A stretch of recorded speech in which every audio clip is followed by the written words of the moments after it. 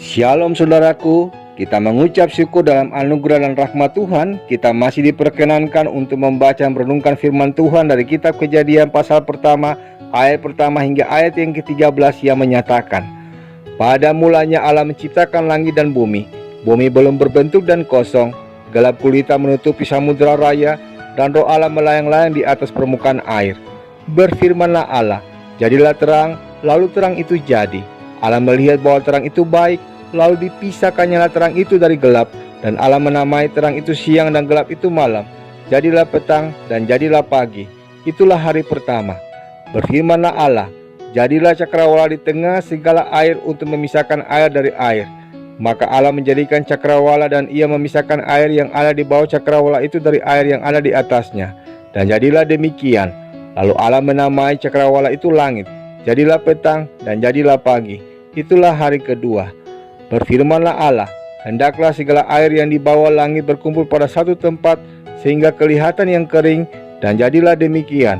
Lalu Allah menamai yang kering itu darat, dan kumpulan air itu dinamainya laut. Allah melihat bahwa semuanya itu baik. Berfirmanlah Allah, hendaklah tanah menumbuhkan tunas-tunas muda, tumbuh-tumbuhan yang berbiji, segala jenis pohon buah-buahan yang menghasilkan buah yang berbiji, supaya ada tumbuh-tumbuhan di bumi, dan jadilah demikian. Tanah itu menumbuhkan tunas-tunas muda, segala jenis tumbuh-tumbuhan yang berbiji, dan segala jenis pohon-pohonan yang menghasilkan buah yang berbiji. Allah melihat bahwa semuanya itu baik.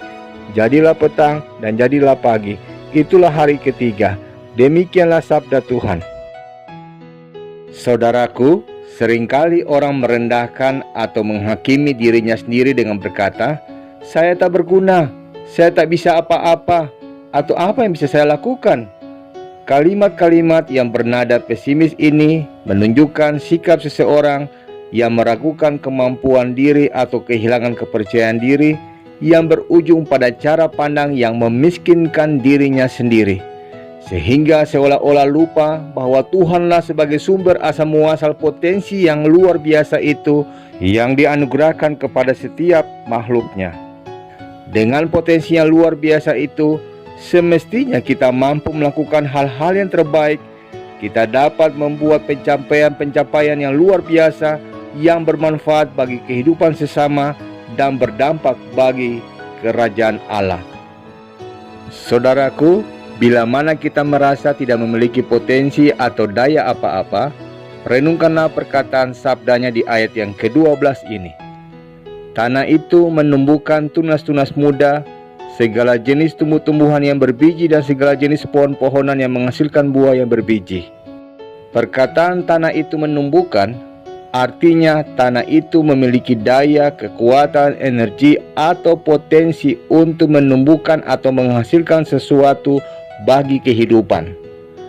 Bukankah kita pernah melihat rumput atau tanaman liar yang tumbuh di halaman rumah kita?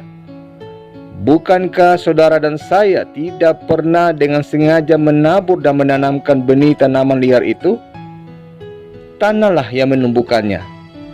Jika tanah saja memiliki potensi, bagaimana mungkin kita yang diciptakan sebagai imago Dei, yakni serupa dan segambar dengan Allah, sebagai makhluk yang mulia di antara makhluk yang lainnya, tidak memiliki daya atau potensi apa-apa?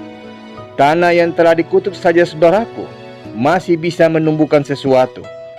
Bagaimana mungkin kita yang telah dilepaskan dari kutuk tidak bisa menumbuhkan, mengembangkan, dan menghasilkan buah? Jika saat ini sabda Tuhan menyapa kita, sesungguhnya kita diingatkan untuk belajarlah tidak memiskinkan diri sendiri, belajarlah untuk tidak merendahkan diri sendiri, atau mengasihani diri sendiri dengan cara pandang negatif yang bernada pesimis tanpa menyadari potensi yang ada dalam diri kita. Jangan sampai kisah klasik dari negeri Tiongkok terjadi dalam kehidupan kita, saudaraku, yang mengisahkan tentang seorang pengemis tua yang hidup di Tiongkok yang sangat sengsara hidupnya. Lalu ada seorang dokter yang setiap hari melewati pengemis itu dan sering memberi uang logam kepada pengemis tua tersebut. Sering terpikir oleh pengemis tua itu, alangkah enaknya orang yang hidup berkecukupan apalagi kaya. Beberapa hari kemudian, dokter itu lewat tapi tak seperti biasanya. Sore itu pengemis tua itu sedang terbaring. Dokter itu mencoba memeriksa dan ternyata didapatinya pengemis itu telah meninggal. Saat itulah mata sang dokter tertuju pada mangkok yang biasa digunakan oleh si pengemis. Mangkok itu terlihat aneh dan antik. Karena penasaran, dokter itu membawa mangkok itu dan mencoba menanyakan kepada ahli arkeologi. Benarlah dugaan dokter itu. Ternyata mangkok itu telah berumur ratusan tahun dan kalau dijual nilainya sangat mahal.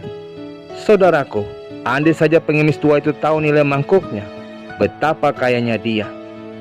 Sesungguhnya jauh sebelum Allah menciptakan manusia, Ia memiliki rencana yang besar dan mulia atas ciptaannya yang paling berharga itu.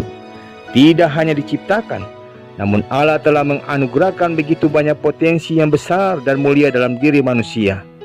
Firman Tuhan di dalam Yohanes pasal 1 ayat 12 mengingatkan hal tersebut, bahwa Ia memberikan kuasa kepada kita untuk menjadi anak-anak Allah. Kuasa untuk mengeksplorasi, mengembangkan, dan menjadikan kita pribadi yang unggul.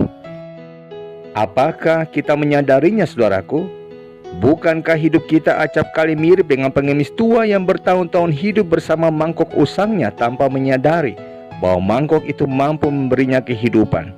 Terlalu banyak orang Kristen yang menyia-nyiakan potensi dan kuasa untuk menjadi anak-anak Allah. Akibatnya mereka memiliki kehidupan yang biasa-biasa saja. Padahal sebenarnya Tuhan menjanjikan sebuah kehidupan yang luar biasa bagi setiap orang percaya. Ingatlah bahwa Tuhan tidak hanya menjadikan kita anak-anaknya, tapi Dia juga memberikan kita kuasa untuk menjadi anak-anaknya. Hal ini berarti bahwa kita memiliki potensi besar untuk berkembang dan memaksimalkan hidup kita. Saudaraku, ingatlah selama kita tidak keluar dari kungkungan sudut pandang negatif atau pesimis seperti itu, daya potensi kita tidak akan mungkin dapat berkembang dengan baik. Daripada mengutuk diri sendiri, ambillah langkah bijak dengan mulai belajar mengucapkan perkataan-perkataan firman Tuhan untuk menumbuhkan keyakinan kita bahwa kita adalah pribadi-pribadi yang luar biasa oleh karena diciptakan serupa dan segambar dengan Allah, di mana kita bukan lagi orang-orang yang terkutuk, tapi orang-orang yang berkemenangan yang telah diberkati Tuhan di dalam anugerah pengorbanan Kristus Yesus. Amin.